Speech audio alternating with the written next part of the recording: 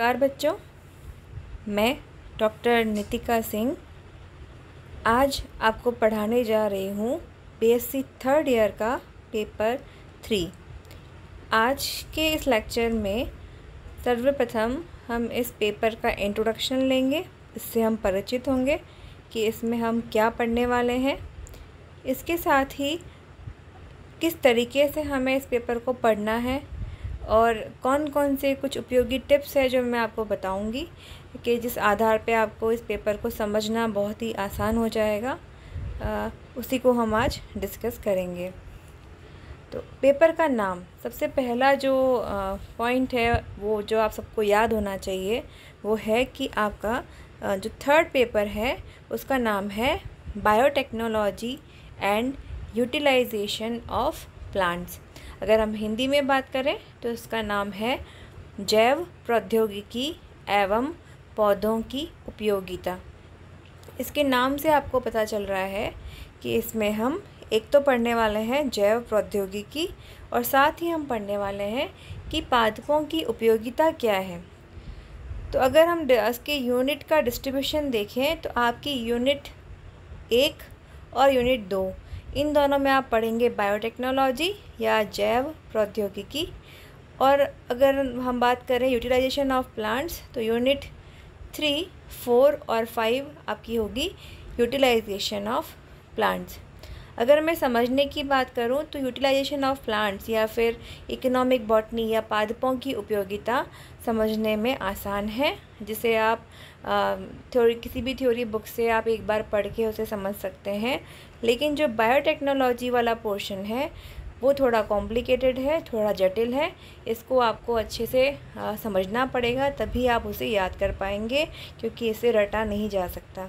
तो मैं पूरी तरह से कोशिश करूंगी कि आपको बहुत सरल रूप में इस जैव प्रौद्योगिकी से परिचित करा पाऊँ, ताकि आप इसके बेसिक टर्म्स या जो आधारभूत शब्द हैं वो आप अच्छे से याद कर पाएँ। तो हम 1 बाय 1 लेंगे। स्टार्ट करने से पहले क्योंकि मैं जानती हूँ कि अधिकांश जो विद्यार्थी हैं वे हिंदी मीडियम से हैं और उन्हें इंग्लिश में समझने में दिक्कत आएगी, लेकिन मेरे जो नोट्स चाहे इसमें मेंशन इंग्लिश में है, क्योंकि बेटा इंग्लिश में जो चीज़ें होती है वो बिल्कुल ऑथेंटिक होती है, सही होती है। हिंदी में फिर भी कुछ बुक्स में अलग उसका तात्पर्य लिखा होता है और कुछ बुक में अलग होता है। और स्पेशली जो जैव प्रौद्योगिकी या बायोटेक्नोलॉजी है, यह नया सब्जेक्ट है। तो मैं आपसे यह कहना चाहूँगी कि यदि आप जो शब्द आप पहली बार पढ़ रहे हैं, जैसे कि क्लोन या बायोटेक्नोलॉजी या रिकम्बिनेंट डीएनए टेक्नोलॉजी, तो आप इसे इसी फॉर्म में याद कर लीजिए। चाहे आप इसे हिंदी में लिखिए, इंग्लिश में स्पेलिंग के फॉर्म में मत लिखिए, लेकिन जैव प्रौद्योगिकी की बजाय बायोटेक्नोलॉजी लिखना ज़्यादा आसान है। तो आप कोशिश कीजिए, क्योंकि आपको आगे फ्यूचर में दिक्कत नहीं आएगी शुद्ध हिंदी के जो टर्म्स हैं, स्पेशली इस सब्जेक्ट के लिए। अदरवाइज़ आप, क्योंकि मैं हिंदी में भी आपको एक्सप्लेन करूँगी, आप हिंदी में पढ़ना चाहें तो हिंदी में पढ़ लें और इंग्लिश में आपको मैं दोनों में बताऊंगी, तो उसके आधार पे आप इसे पढ़ेंगे। इसमें अगर हम देखें तो यूनिट फर्स्ट की बात करते हैं, जो सबसे पहले हम शुरू करेंगे यूनिट फर्स्ट, जिसमें कि आप पढ़ेंगे जेनेटिक इंजीनियरिंग। तो बेटा देखिए, हिंदी और इंग्लिश दोनों में इंग्लिश सरल क्यों है मैं बताती हूँ आपको। आप इसका हिंदी टर्म देखिए, पुनर्योजी डीएनए प्रौद्योगिकी। अब यहाँ पे जो पहला टॉपिक है वो है tools and techniques of recombinant DNA technology. तो अभी आपको जैसे देखना पड़ेगा जेनेटिक इंजीनियरिंग। जेनेटिक मतलब आनुवंशिक, इंजीनियरिंग मतलब इसके अंदर आपने कुछ प्रौद्योगिकी अभियांत्रिकी को काम में लिया है। तो अभियांत्रिकी आप जानते हैं कि उसकी बजाय इंजीनियरिंग टर्म्स बहुत आसान है।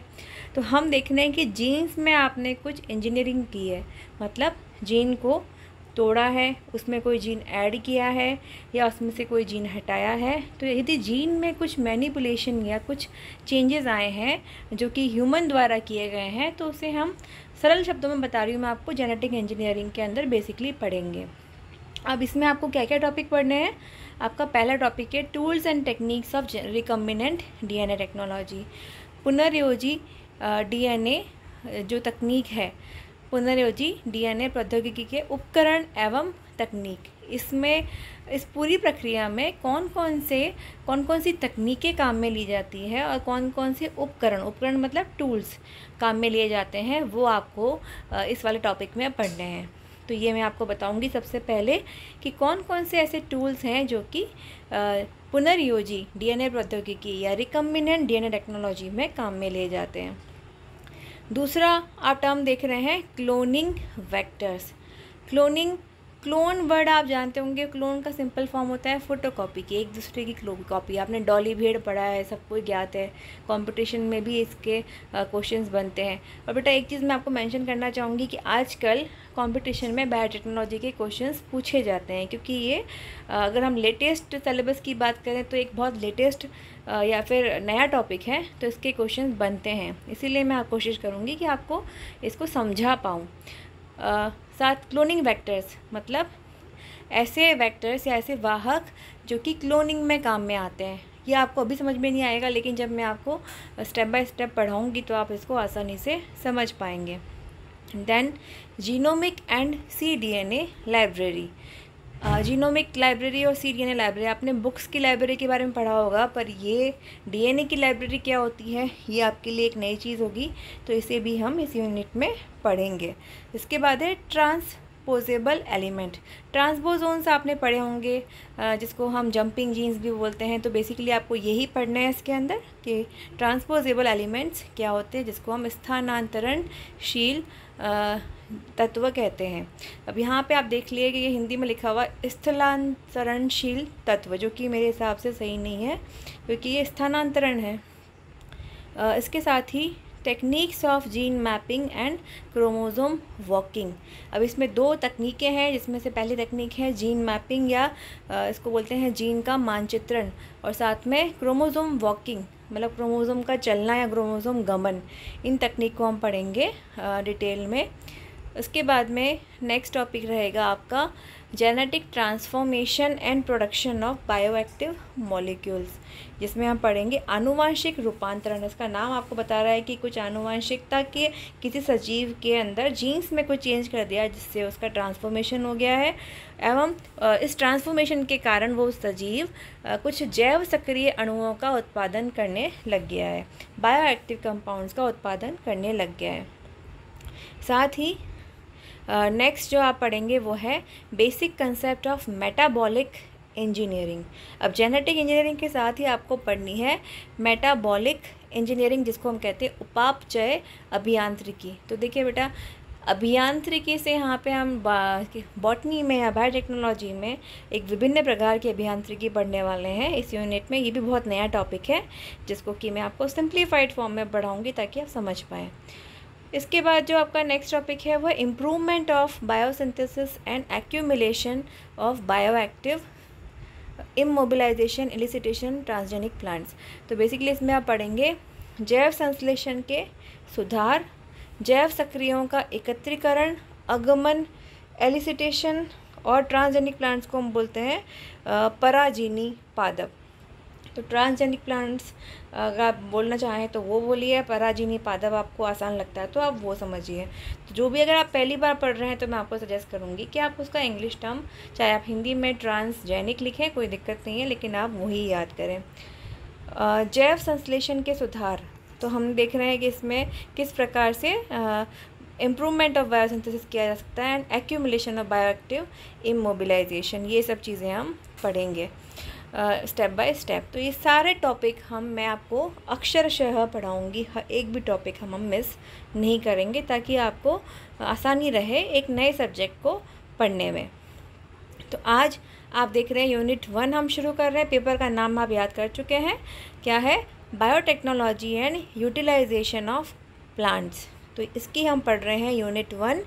यूनिट 1 का आप सबसे पहले हम पढ़ेंगे कि जेनेटिक इंजीनियरिंग, जो हेडिंग दे रखा है, क्योंकि आज हम कोई टूल्स पे नहीं जा रहे हैं, हम केवल यहाँ पहुँच रहे हैं कि जेनेटिक इंजीनियरिंग क्या होती है। नया सब शब्द है आपके लिए, जिसको हम बोलते हैं पुनर्योजी आनुवांशिक अभियांत्रिकी।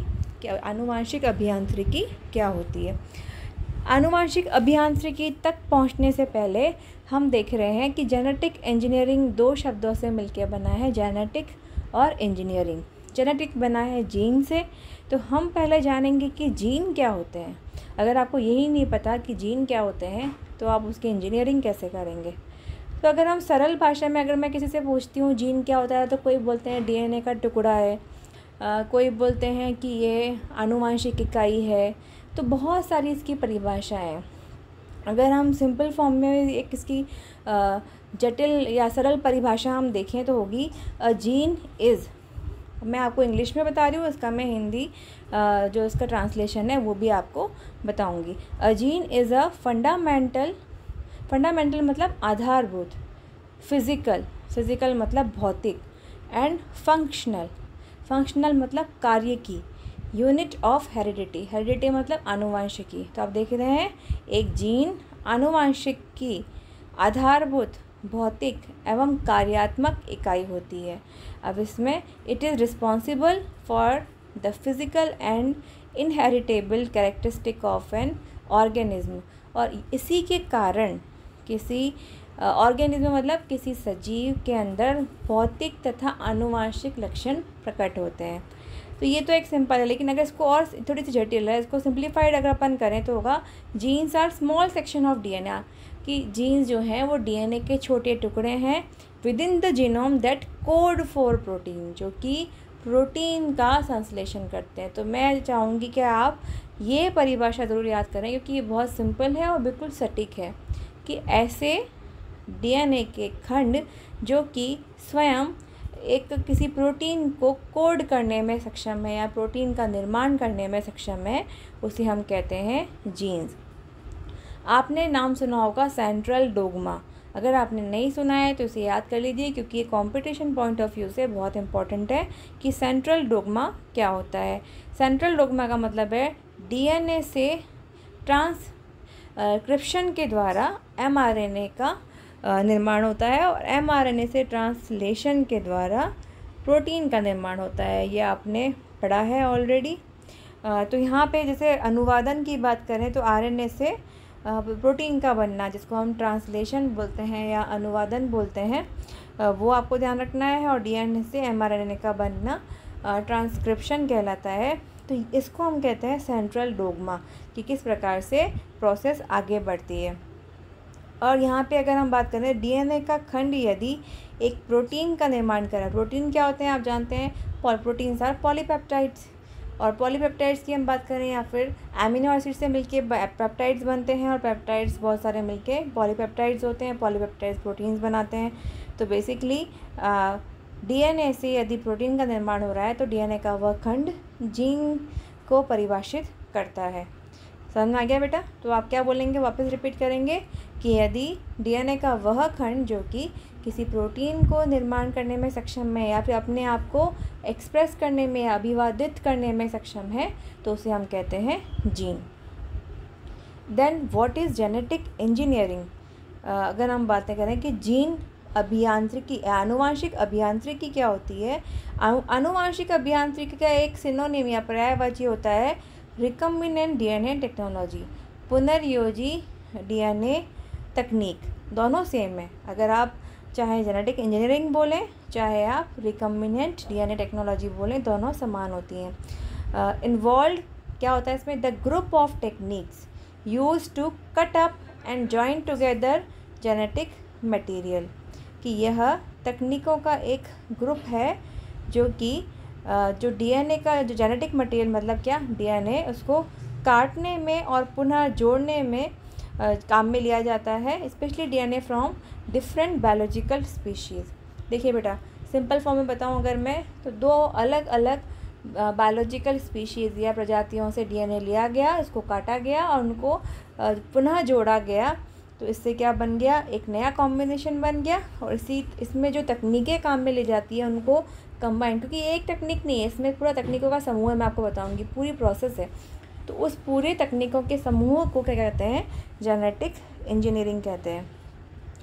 सो DNA from different biological species and to introduce the resulting hybrid DNA into an organism in order to form new combinations of heritable genetic material। तो देखिए, इस परिभाषा को हम कुछ पार्ट्स में डिवाइड कर देते हैं ताकि आपको समझने में आसानी रहे। तो पहला पार्ट क्या है, genetic engineering involves a group of technique। तो ये सबसे पहली बात होगी कि यह तकनीकों का समूह है जिसमें दो डिफरेंट ऑर्गेनिज्म से या दो सजीवों से जेनेटिक मटेरियल को काटा जाता है, उनको जोड़ा जाता है तथा इस नए रिकम्बिनेंट जेनेटिक मटेरियल या रिकम्बिनेंट जो डीएनए खंड बना है इसको इंट्रोड्यूस किया जाता है किसके अंदर, एक दूसरे ऑर्गेनिज्म में, और उसके बाद में हमको नए कॉम्बिनेशंस प्राप्त होते हैं। तो वापस क्या किया हमने, एक तकनीकों का समूह जिसमें कि एक डीएनए के खंड को एक डिफरेंट कॉम्बिनेशन में जोड़ा जाता है और इस हाइब्रिड डीएनए को, किसी संकर डीएनए को किसी अन्य ऑर्गेनिज्म में ट्रांसफ़र किया जाता है जहाँ पर यह पीढ़ी दर पीढ़ी लक्षणों को प्रदर्शित करता है। The DNA is manipulated within a test tube and subsequently introduced back into a cell in order to change the process of a cell और ऑर्गेनिज्म। डीएनए का जो मैनिपुलेशन मैं बोल रही हूँ, कट करना, वापस काटना, जोड़ना, जो सब चीज़ें होती है वो एक टेस्ट ट्यूब में होती है और कटने जोड़ने के बाद जो डीएनए बन जाता है उसको किसी सजीव में ट्रांसफ़र किया जाता है जहाँ पे वो अपने लक्षणों को दिखाता है, अपने आप को अभिव्यक्त करता है। हिस्ट्री, सबसे पहले हम एक शॉर्ट में मैं आपको हिस्ट्री बताती हूँ। ये आपको सारी बुक्स में नहीं मिलेगी, इसलिए मैं बहुत शॉर्ट में मैंने आपको जो मेन साइंटिस्ट हैं उनके नाम बताऊँगी जो कि जेनेटिक इंजीनियरिंग के साथ में जुड़े हुए हैं। अगर हम शब्द की बात करें कि ये शब्द जो जेनेटिक इंजीनियरिंग है ये किसने दिया था, यह शब्द 1951 में जैक विलियमसन ने दिया था, जो कि एक ऑथर है या फिर एक लेखक है जो कि नावल लिखते थे। उन्होंने एक फिक्शन नावल, जो कि उनकी एक नावल थी जिसका नाम था ड्रैगन्स आइलैंड, उस नावल का जो नाम, उसमें एक नाम दिया था जेनेटिक इंजीनियरिंग। पहली बार इस शब्द को यूज़ किया था। तो हम बात करें सबसे पहले जेनेटिक इंजीनियरिंग शब्द को किसने उपयोग किया था, तो हम बोलेंगे जैक विलियमसन ने 1951 में। उसके बाद में 1972 में पॉल बर्ग ने सबसे पहले फर्स्ट रिकम्बिनेंट डीएनए मॉलिक्यूल का निर्माण किया। पहला पुनर्योजी जो डीएनए बनाया वो बनाया था पॉल बर्ग ने 1972 में। उन्होंने क्या किया कि मंकी वायरस है एक SV40, उससे उन्होंने एक डीएनए को निकाला और उसे by combining DNA from a monkey virus SV40 with that of lambda virus, उन्होंने दो लैम्डा वायरस के डीएनए के साथ में मंकी वायरस SV40 के डीएनए को कंबाइन करके पहली बार एक रिकम्बिनेंट डीएनए बनाया। इसीलिए अगर हम बोलें कि who is the father of recombinant DNA technology, तो आप बताएंगे Paul Berg is father of recombinant DNA technology. इसके बाद में, क्योंकि अब यहाँ पे रिकम्बिनेंट डीएनए तो बन गया पर यह डीएनए किसी ऑर्गेनिज्म में ट्रांसफ़र नहीं हुआ, मतलब किसी अन्य सजीव में ट्रांसफ़र नहीं किया गया। तो सबसे पहले किसी अन्य सजीव में ट्रांसफ़र करने का श्रेय किसको जाता है, Herbert Boyer and Stanley Cohen. तो बॉयर एंड कोहन ने 1973 में पहला ट्रांसजेनिक ऑर्गेनिज्म, या हम जिसको हमने पढ़ा था पराजीनी पादप का पराजीनी सजीव का निर्माण किया था।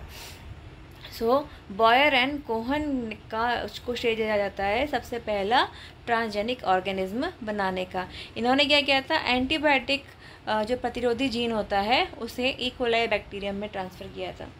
तो इस प्रकार से ये तीन नाम आप ज़रूर याद करेंगे, जैक विलियमसन, पॉल बर्ग और Herbert Boyer and Stanley Cohen. अब हम, क्योंकि हम क्या पढ़ रहे हैं, जेनेटिक इंजीनियरिंग क्या होती है, सिंपल आप इससे परिचित हो पाएँ, तो हमने क्या क्या पढ़ा।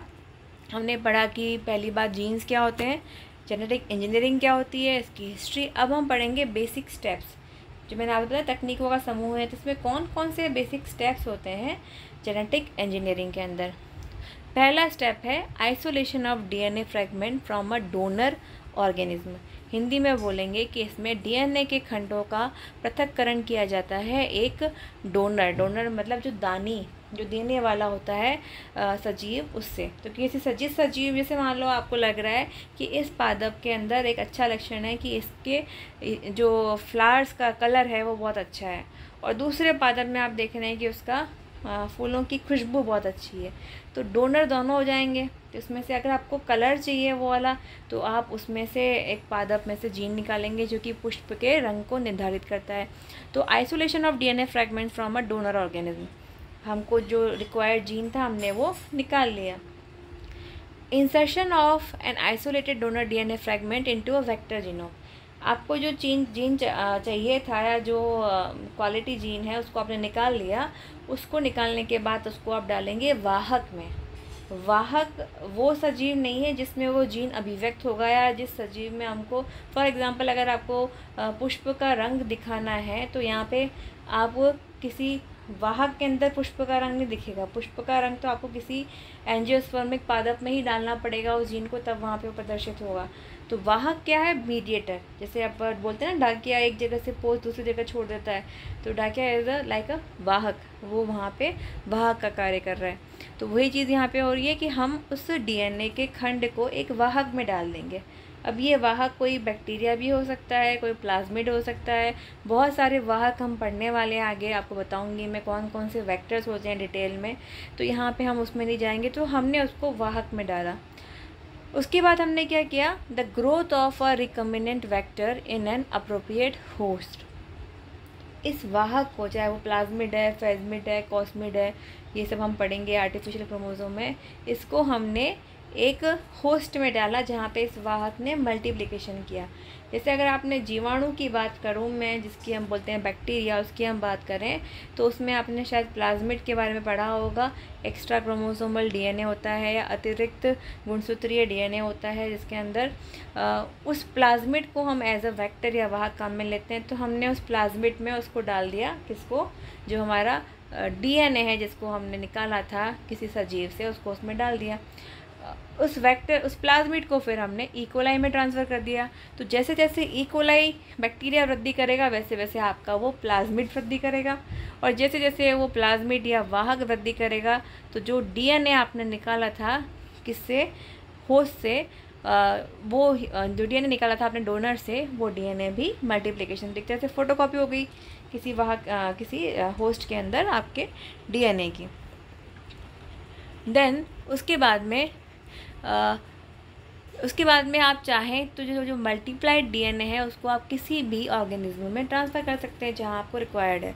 तो यही जो मेन 3 स्टेप है वो मैं आपको बता रही हूँ डायग्राम के द्वारा। बहुत सिंपल है। आप देखिए, पहली बात मैं आपको बोलूँगी कि अगर आप एग्ज़ाम में बनाएंगे तो आप कोशिश करेंगे कि आप कलर डायग्राम बनाएं, क्योंकि उसका प्रभाव अधिक होता है। उसमें आपको प्रेजेंटेशन के नंबर बहुत अच्छे होते हैं ग्रेजुएशन लेवल पे, मैंने आपको पहले भी बताया है। तो इसको आप बहुत अच्छे से प्रेजेंट करेंगे। तो यहाँ पे स्टेप 1 आप देख रहे हैं, मैंने क्या बताया था आपको कि सबसे पहले हमने देखा कि एक इकोलाई बैक्टीरिया से प्लाज्मिड निकाला गया है। प्लाज्मिड को एक पर्टिकुलर जो सीज़र या कैंची आपको नज़र आ रही है वो होती है रेस्ट्रिक्शन एंडोन्यूक्लियस एंजाइम, जिसके द्वारा काटा जाता है। और सेम इसी रेस्ट्रिक्शन एंडोन्यूक्लियस या जिसको हम आणविक कैंची बोलते हैं, मॉलिक्यूलर सीज़र बोलते हैं, ये एक एंजाइम है जो कि डीएनए को काटता है।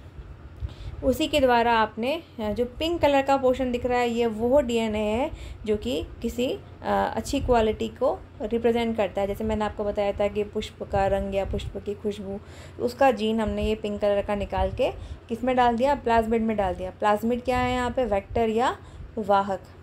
तो यहाँ पे काटा गया, देख रहे हैं आप, उसको काट के और यहाँ पे जो दूसरा डीएनए है उसको ट्रांसफ़र कर दिया गया।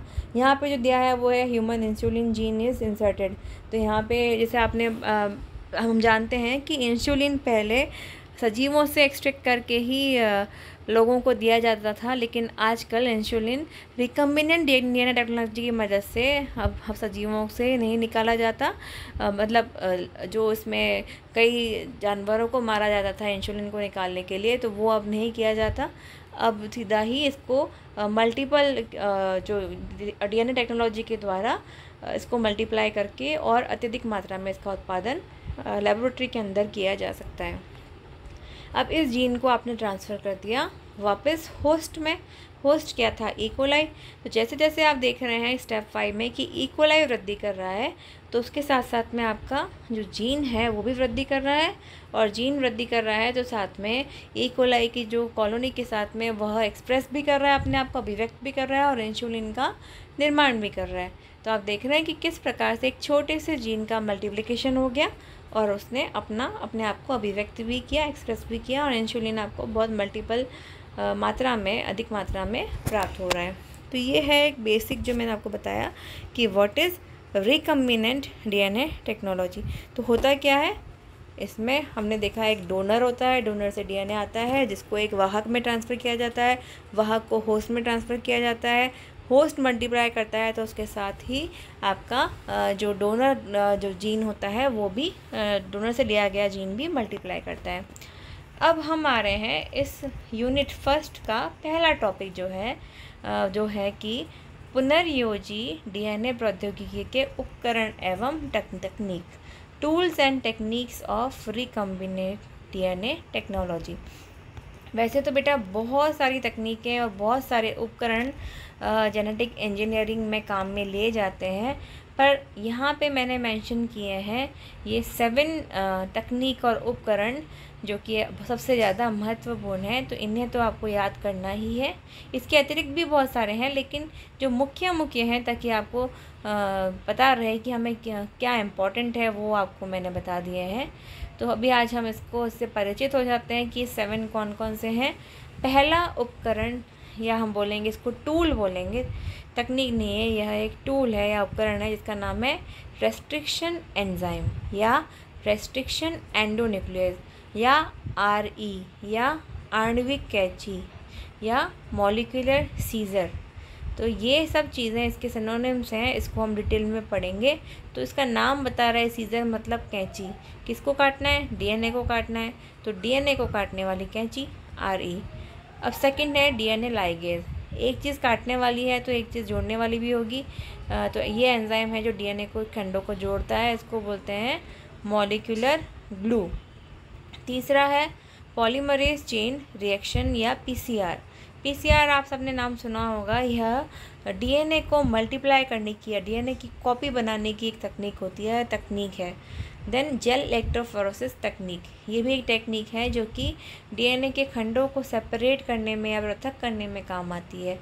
देन क्लोनिंग वेक्टर्स, ये बहुत महत्वपूर्ण है, जिसको हम कहते हैं क्लोनिंग के अंदर जो वाहक के रूप में काम में आती है कौन कौन से चीज़ें, वो सब आपको पढ़नी है। देन जीनोमिक लाइब्रेरी, यह जीन्स की लाइब्रेरी होती है, ये आपको पढ़ना डिटेल में, ये बहुत महत्वपूर्ण है।